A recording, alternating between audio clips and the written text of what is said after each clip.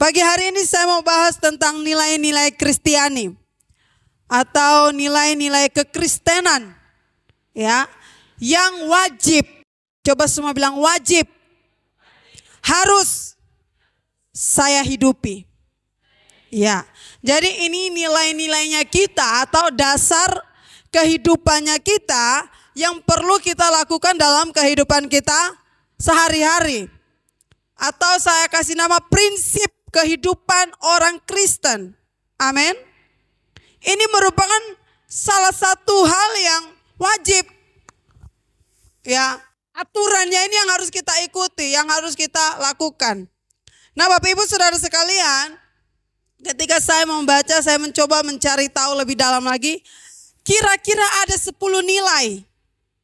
Nilai kekristenan atau Kristiani yang perlu dilakukan atau wajib atau harus dilakukan oleh semua umat Kristen, oleh semua orang percaya yang ada di dunia. Kenapa harus kita lakukan? Karena Yesus sudah terlebih dahulu melakukannya. Waktu Yesus ada atau tinggal di bumi ini. Ya. Jadi ini yang harus kita ikuti dalam kehidupan kita. Ada 10, yang pertama itu kasih.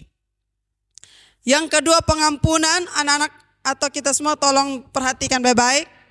Ya, kasih nilai yang pertama, nilai yang kedua pengampunan, nilai yang ketiga kerendahan hati, nilai yang keempat keadilan, nilai yang kelima iman, ya, nilai yang keenam harapan, nilai yang ketujuh ketaatan, nilai yang kedelapan kedamaian, nilai yang ke-9 pelayanan, dan nilai yang ke-10 kesetiaan. Ya, jadi ada apa? Ada kasih, ada pengampunan, ada kerendahan hati, ada keadilan, ada iman, ada harapan, ada ketaatan, ada kedamaian, pelayanan, dan apa? Kesetiaan. Nah, Bapak Ibu Saudara sekalian, pagi hari ini saya mau bahas satu nilai dulu. Satu nilai yang saya bahas ini, kita harus mencapai nilai ini. Setelah itu kita masuk lagi di nilai-nilai yang berikutnya. Kalau Bapak Gembala izinkan lagi saya khotbah lagi, kita akan bahas 10 nilai. Surat Yohanes yang kedua, pasal yang pertama ayat yang ke-6. Dan inilah kasih itu, yaitu bahwa kita harus hidup menurut perintahnya. Dan inilah perintah itu, yaitu bahwa kamu harus hidup di dalam kasih, sebagaimana telah kamu dengar dari mulanya. Amin. Kasih ini adalah perintah. Ini adalah prinsip hidup orang Kristen. Prinsip hidup orang percaya. Dan inilah perintah itu, ya, bahwa kita semua orang-orang percaya harus hidup, harus tinggal, harus ada di dalam kasih. Bapak Ibu Saudara sekalian, kalau kita ini orang yang sudah mengalami kasih Kristus, sangat dengan mudah, catat baik-baik, kalau kita sudah mengalami kasih Kristus, sangat dengan mudah, bukan dengan berat ya, sangat dengan mudah kita mengalirkan kasih itu kepada orang lain. Ya, kenapa orang tidak bisa melakukan kasih? Kenapa orang tidak bisa berbagi? Kenapa tidak ada belas kasihan? Kenapa orang tidak bisa mengasihi satu dengan yang lain? Karena tidak ada aliran kasih Kristus yang dia rasakan dalam kehidupannya. Betul atau tidak? Betul atau tidak jemaat Tuhan? Betul. Kita kalau sudah rasa, misalnya begini ya, misalnya begini, kita mau buat baik dengan orang. Tapi kalau kita tuh kalau rasa dia baik sekali dengan kita, terlalu gampang kita mau baik kembali dengan dia, betul? Kenapa kita harus baik dengan dia? Karena kita sudah rasa dia adalah orang yang baik. Ya, perlakuan dia kepada kita tuh baik. Tapi kalau kita tidak merasakan kebaikannya dia, saya rasa itu sulit sekali kita mau yang baik. Apalagi kalau misalnya dia jahat dengan kita. Dia berlaku buruk dengan kita. Ya, sepertinya kita tidak bisa membalas apa yang harusnya dia terima. Betul? Tapi kita ini orang-orang yang sudah merasakan kebaikan Tuhan, orang-orang sudah merasakan kasih Tuhan, saya rasa sangat gampang kita mengaplikasikan ini. Betul atau tidak? Ini kayaknya sebenarnya hidup dalam kasih, hidup dalam nilai ini gampang loh. Betul tidak? Mudah. Alkitab bilang begini, perintah Tuhan itu tidak sukar. Tidak sulit, betul? Contoh ya, anak-anak ya ditekankan, diperintahkan oleh gurunya harus belajar. Kira-kira belajar ini sulit atau tidak, Nona? Tidak sulit, asal mau melakukannya. Kenapa perintah itu menjadi sulit? Karena dari sininya kita, kayaknya ini susah deh, ini sulit. Ya, dari cara berpikirnya kita. Kenapa orang tidak bisa mengaplikasikan kasih Kristus dalam kehidupannya, dalam sesamanya? Kenapa? Karena di pikirannya ini terlalu banyak hal buruk.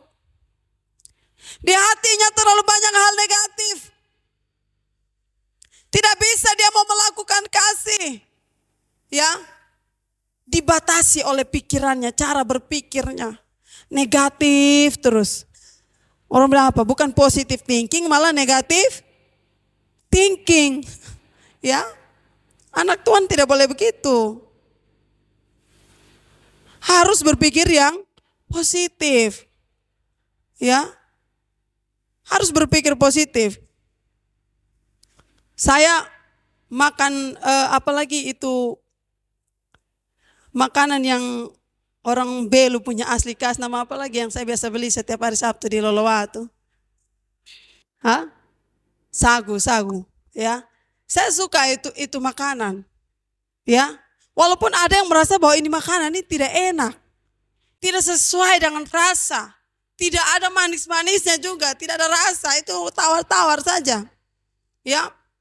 Tapi kenapa kita harus melakukan itu? Karena kita lihat, oh ini orang bekerja keras. Untuk mendapatkan uang 1.000, 2.000 saja dia bekerja keras.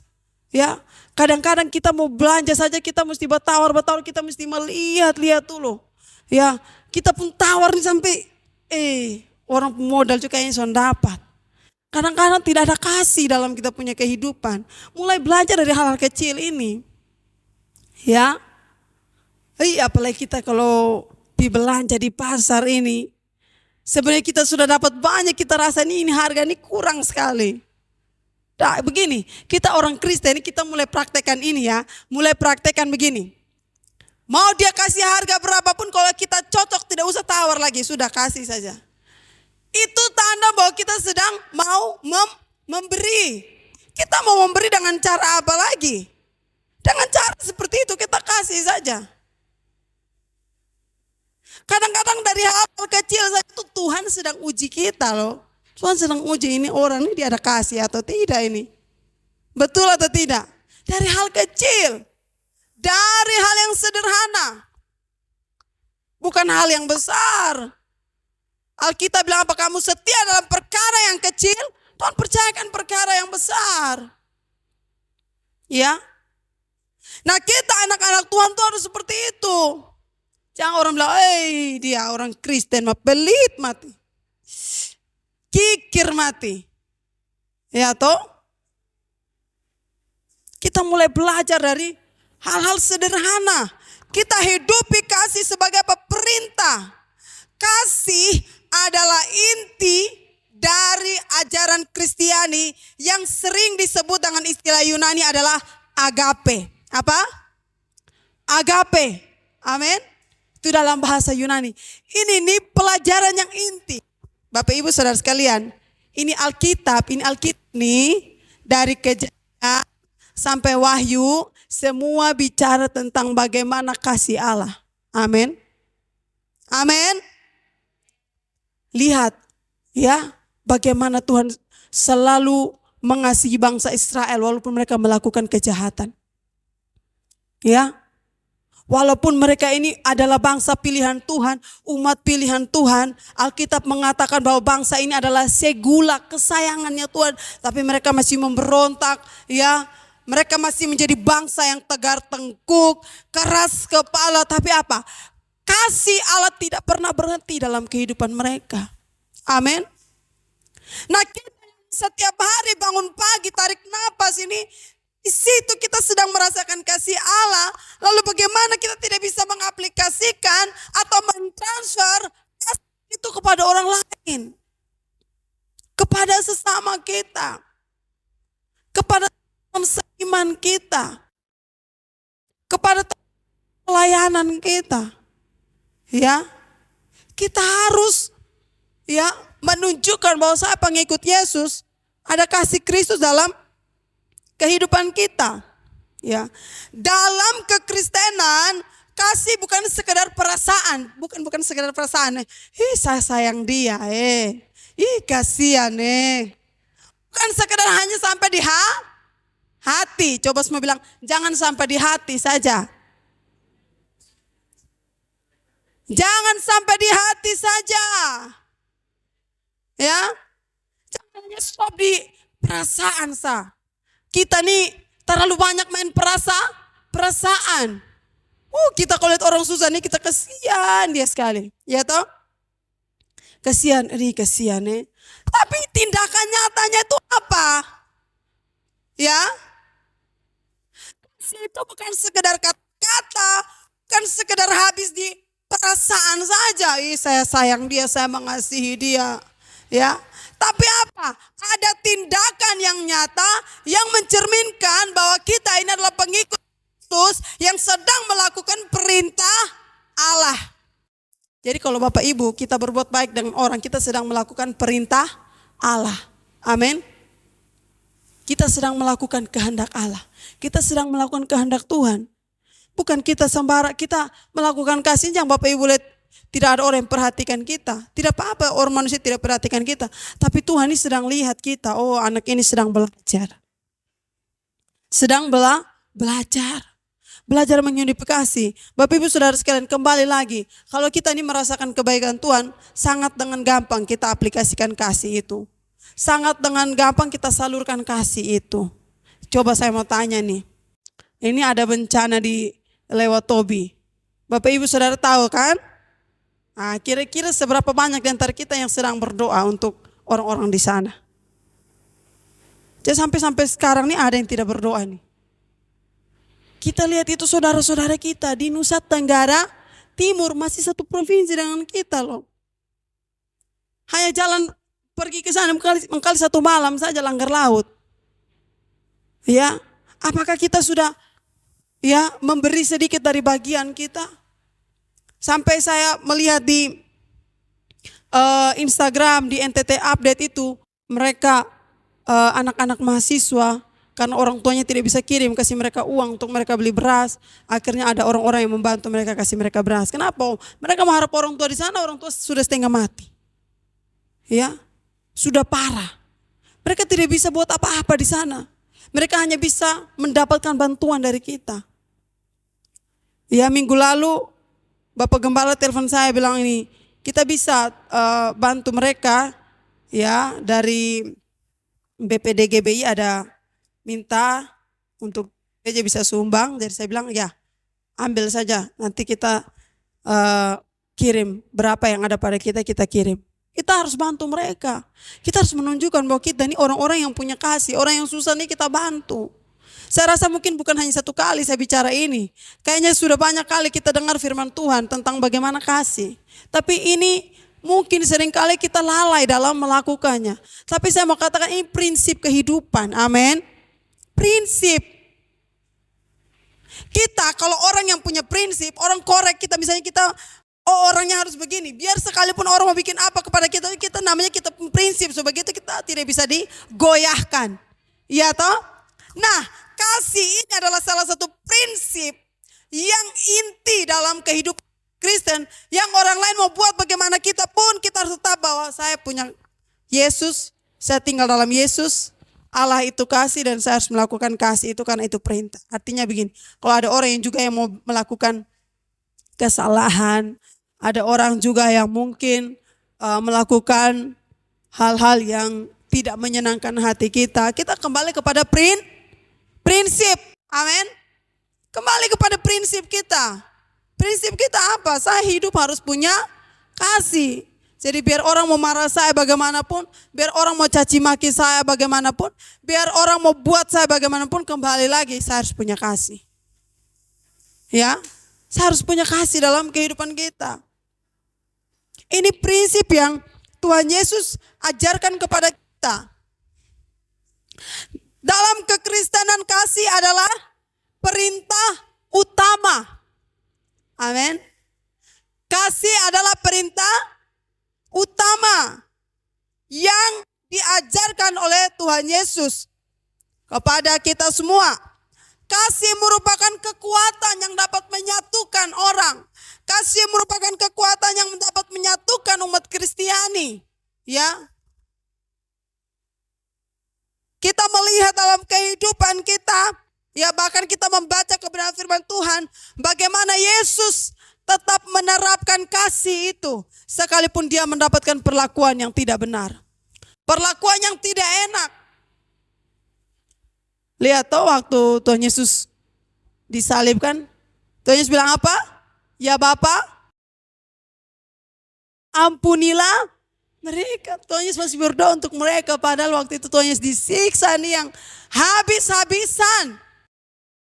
Tuhan Yesus disiksa ini bukan hanya pukul kaki kiri dengan kaki kanan saja, tidak. Semua badan tuh hancur. Semua badan tuh berdarah. Ditombak juga. Disiksa yang benar-benar kejam dan sadis. Tapi sebelum Yesus mengembuskan nafas terakhir saja, dia masih bilang apa? Ya Bapa, ampunilah mereka.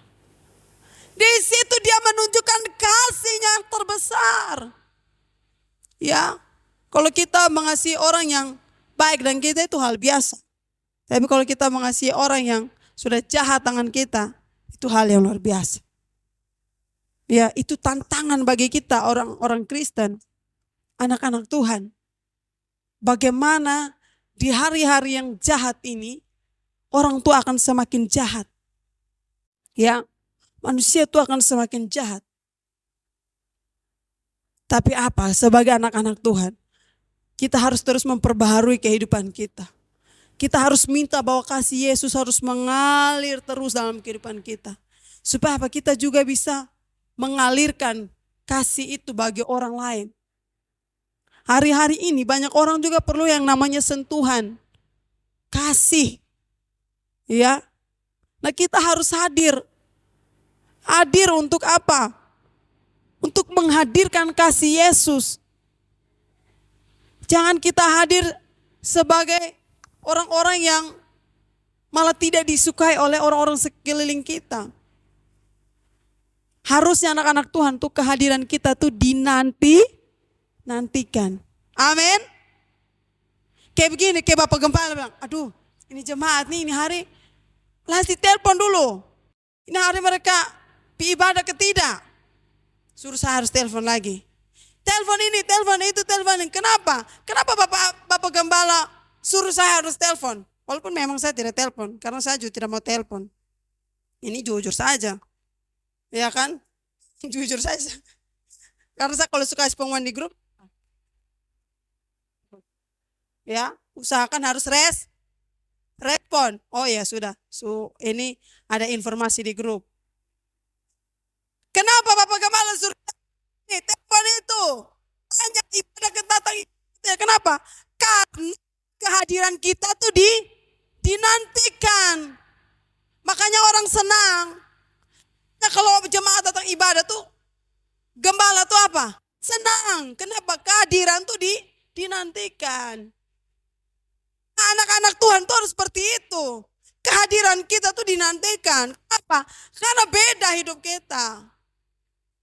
Coba kalau hidup kita tuh buruk, suka melakukan kejahatan, suka omong-omong orang, suka fitnah orang, ya, hidup kita tidak benar, orang malas, orang ketemu, biar semoga dia tidak datang, iya toh, orang semoga dia tidak datang, Kenapa orang tidak suka kehadirannya? Tapi kalau kita mulai gelisah, ini apa nih, Mama Elora ini hari datang ke tidak, Tante Adel ini datang ke tidak. Kenapa?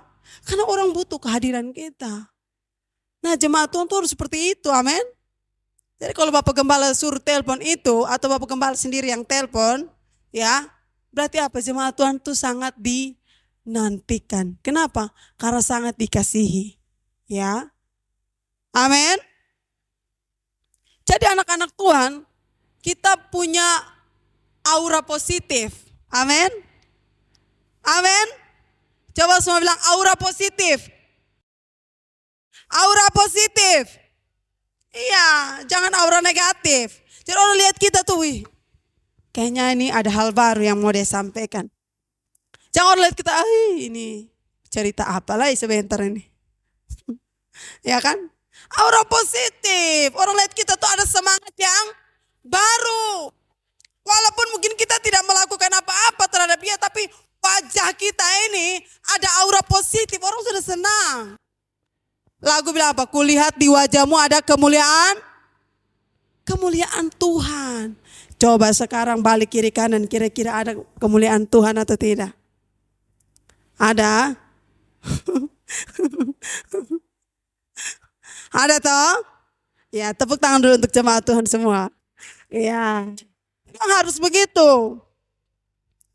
Kita harus menjadi orang-orang yang punya aura positif.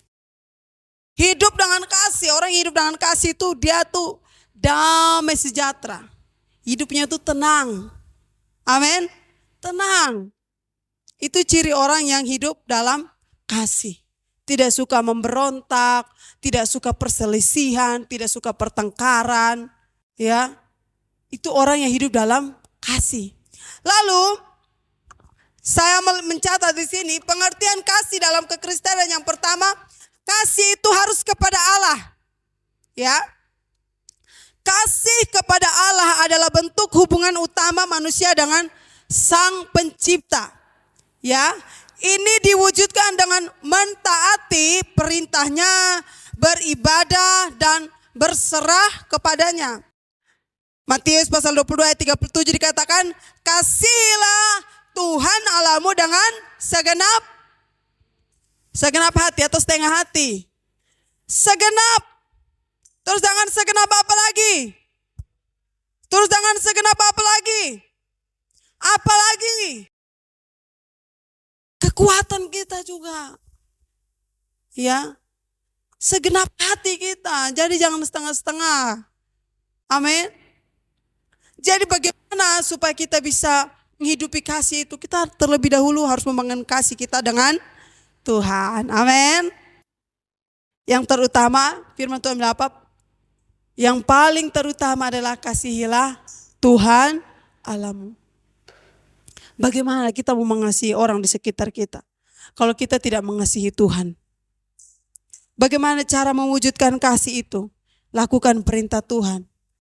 Hidup di dalam Tuhan. Setia beribadah. Belajar berserah kepadanya. Belajar percaya kepadanya. Karena ini yang Tuhan mau. Ya. Lalu yang berikutnya lagi, kasih kepada sesama. Kasih kepada sesama manusia diwujudkan dalam kebaikan. Amin. Coba semua bilang kebaikan. Perhatian. Dan pengampunan. Amin. Jadi ini pengampunan juga termasuk pengampunan terhadap musuh. Ya. Kasihilah sesamamu manusia seperti dirimu sendiri. Ini yang harus kita lakukan. Yang pertama kita mengasihi Tuhan, yang kedua kita mengasihi sesama. Ini cara kita mengaplikasikan atau menghidupi kasih. Cara yang untuk menghidupi nilai kasih ini adalah yang pertama, harus mengasihi Tuhan terlebih dahulu. Yang kedua, harus mengasihi sesama. Yang ketiga, kasih itu harus berkorban. Amin. Harus berkorban. Yesus Kristus menunjukkan kasih terbesar dengan menyerahkan nyawanya demi keselamatan umat manusia. Ayat yang ke-13. Kasih seperti ini menginspirasi pengikutnya untuk rela berkorban demi kebaikan. Jadi tidak ada kasih tanpa pengorbanan. Amin. Tidak ada kasih tanpa pengorbanan. Kalau kita mau supaya kita bisa melakukan kasih itu kepada orang lain, maka kita juga harus yang namanya rela berkorban. Ya, harus rela berkorban. Ini tindakan yang nyata, tindakan yang konkret, yang bisa orang lain rasa bahwa kita ini orang-orang yang memiliki kasih. Ya, kalau kita tidak hidup dalam pengorbanan, ya, orang lain tidak akan bisa merasakan bagaimana kita punya kasih dalam kehidupan kita. Berkorban ini banyak hal, kita bisa berkorban waktu, kita bisa berkorban tenaga, kita bisa berkorban materi, dan semuanya. Ya, dan orang lain harus rasa. Tadi kita sudah dengarkan, bukan sekedar perasaan saja, tapi ada satu tindakan yang disebut apa? Pengorbanan. Amin. Yang disebut pengorbanan. Tidak semua orang tuh rela untuk berkorban. Kadang-kadang mungkin kita masih hitung-hitungan, kita masih kali bagi tambah kurang dan sebagainya. Kira-kira saya mau buat ini bagaimana? Tapi kita harus aplikasikan. Kita harus praktekkan kasih itu. Kasih itu adalah pengorbanan. Amin. Yesus sendiri sudah melakukan itu. Tidak akan bisa orang merasakan kasih itu tanpa pengorbanan. Tanpa pengorbanan ini semua sia-sia. Kalau Tuhan Yesus bilang dia mengasihi kita, tapi kalau dia tidak turun ke dunia dan dia tidak tebus dosa kita, bagaimana kita merasakan bahwa kasih itu nyata? Amin. Tapi Tuhan Yesus sudah wujudkan terlebih dahulu. Sudah praktekkan terlebih dahulu.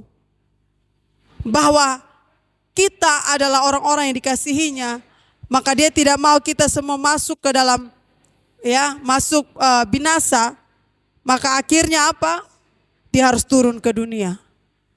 Dia harus rela menderita, disalibkan untuk menebus dosa kita. Ini bukti pengorbanan Tuhan yang begitu besar.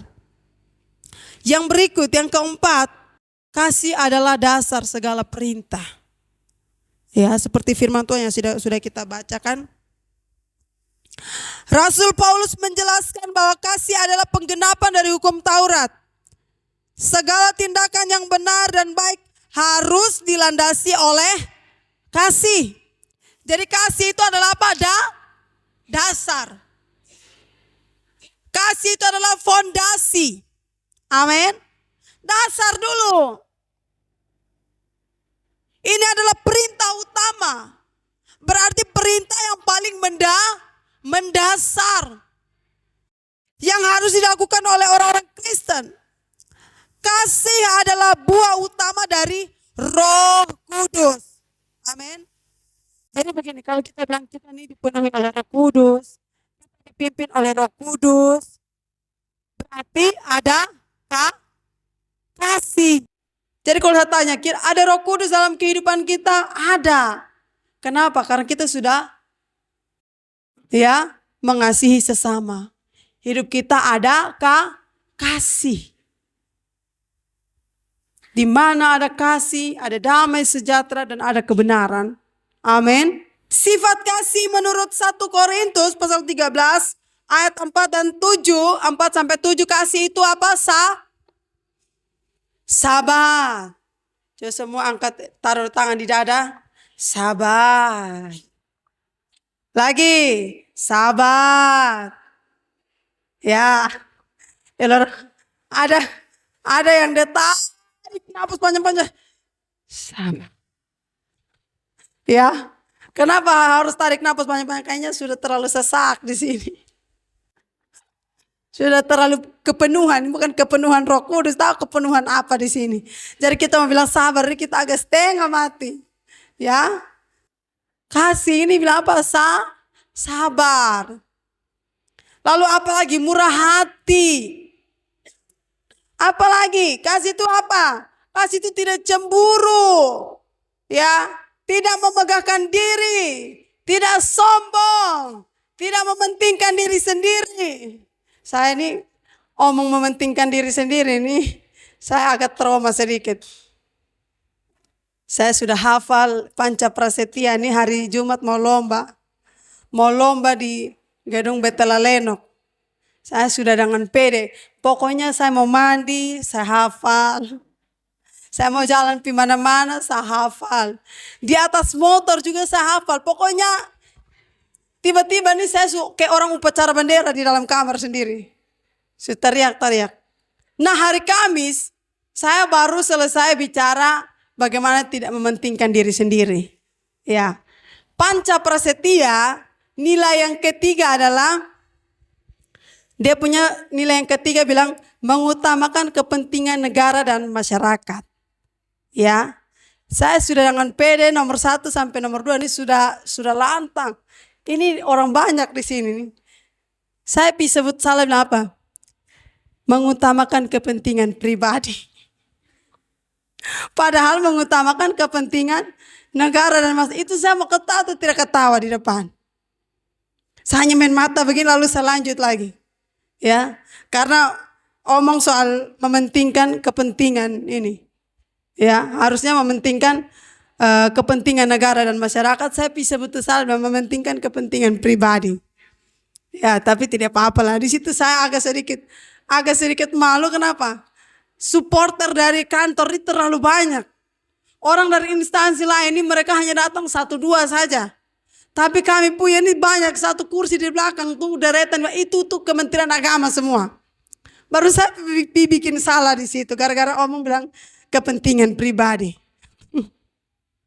Jadi saya sampai sekarang saya pulang sore itu saya tidak tidur lagi. Saya rasa itu berat sekali. Suara sudah bagus sama seperti saya khotbah ini suara sudah bagus. Lantang, ya. Itu ibu bilang begini, sebenarnya saya mau kasih dia juara 2 Mas Wan jadi lagi. Saya bilang, aduh ini padahal saya bilang kita mau makan di backhouse, hanya donat di backhouse sudah jadi. Orang mau kasih kita juara 2 sudah jadi gara-gara omong salah bilang mengutamakan kepentingan pribadi. Ya itu pengalaman. Karena hari-hari ini saya selalu bicara soal itu, jangan mengutamakan kepentingan pribadi. Jadi saya juga keceplosan sampai sana, saya bilang mengutamakan kepentingan pribadi. Jadi tidak apa-apa. Ini pelajaran ya, Pak Lebutet justru berdoa. Saya lihat Celi di grup justru komen. Semangat ya, itulah hasil dari semangat kita. Karena mungkin terlalu semangat. Baik, lanjut lagi. Sifat kasih apa? Kasih itu tidak melakukan yang tidak sopan. Berarti kebalikannya kasih itu melakukan apa yang sopan. Apa yang teratur, apa yang tertib, ada batasannya. Jangan sampai kita bilang kita hidup dengan kasih tapi apa? Hidup kita tidak teratur, hidup kita tidak tertib, tidak sopan, jangan ya. Tidak mencari keuntungan diri sendiri, tidak pemarah dan tidak menyimpan kesalahan orang lain. Jadi kalau orang yang hidup penuh kasih itu dia hati plong. Ya, tidak simpan yang aneh-aneh di sini, nanti jadi busuk. Ya. Lalu yang berikut apa? Kasih tidak bersukacita karena ketidakadilan, tetapi bersukacita karena kebenaran. Kadang-kadang kita juga begitu. Ya, kita lebih senang lihat orang menderita daripada lihat orang senang. Padahal sebenarnya salah. Kita harus senang lihat orang bahagia. Kita harus senang lihat orang diberkati. Kalau anak-anak yang lain, kalau orang di luar Tuhan, kalau lihat orang diberkati sedikit, orang mulai pikiran, kayaknya dia ada pakai ini, kayaknya dia ada pakai itu. Jangan, amin. Kita ini beda. Kalau ada orang datang bilang begini, ih dia tuh sekarang sudah ada rumah baru, sekarang sudah ada mobil baru, sekarang sudah ada motor baru. Kita jawab apa? Puji Tuhan. Jangan sampai ada orang datang cerita dengan kita, dia tuh sekarang sudah ada mobil baru, sudah ada motor baru. Kita bilang, jangan sampai dia ada main-main di belakang. Ya, jangan sampai dia ada pakai-pakai. Nah ini bukan orang hidup dengan kasih. Ini orang hidup penuh dengan kecemburuan, iri hati. Sudah jelas-jelas dia ada mobil, dia ada motor, dia punya hal yang baru karena dia bekerja. Atau mungkin dia kredit uang di bank, ya dia dapat uang banyak, dia bisa beli ini, beli itu dan sebagainya, terserah dari dia. Jadi jangan orang datang, orang sengaja umpan. Kadang-kadang saya kasih tahu ya. Kadang-kadang tuh orang sengaja umpan kita saja. Orang mau tahu kita berpikir nih seperti apa. Dan orang sengaja datang bilang, dia tadi ada begini-begini. Dia tadi saya lihat dia ada dapat begini, ada dapat uang, ada dapat. Sebab nanti orang lihat kita. Kalau kita nih orang yang benar, kita akan bilang, ya mungkin dia pembagian, dia sudah diberkati Tuhan. Kalau nanti orang nilai kita juga, kayaknya dia ada main di belakang, dia ada pakai-pakai di belakang. Orang sudah tahu, ini orang nih. Orang cemburuan kuat nih. Orang iri hati. Orang sudah tahu. Jadi jaga kita perkataan baik-baik ya. Jaga kita punya tingkah laku baik-baik. Jaga ini mulut nih. Jangan sampai dari kita mulut nih orang bisa nilai kita. Ini nih. Ini orang nih. Dia nih begini. Orang bisa nilai kita dari apa? Cara bicaranya kita. Amin. Betul? Orang bisa nilai kita. Orang lihat kita ini sopan atau tidak tergantung dari cara bicaranya kita. Orang lihat kita ini hidup penuh dengan kasih atau tidak tergantung dari cara bicara kita. Kalau bicara sembarangan, ya orang tidak akan bisa melihat kasih. Dan kasih itu mulai dari apa? Perkataan, baru perbuatan. Ya. Lalu kasih menutupi segala sesuatu, percaya segala sesuatu, mengharapkan segala sesuatu, dan sabar menanggung segala sesuatu. Jadi Bapak Ibu Saudara sekalian, ini nilai pertama. Ya, nilai apa yang harus kita hidupi? Kasih. Prinsip apa yang harus kita pegang dalam kehidupan kita? Kasih. Amin. Di dalam setiap situasi dan keadaan yang kita sedang hadapi, kita sedang alami proses demi proses yang sedang kita hadapi sekarang. Ingat, kita punya prinsip. Adalah apa? Kasih. Ini nilai utama, nilai penting, nilai inti, nilai dasar.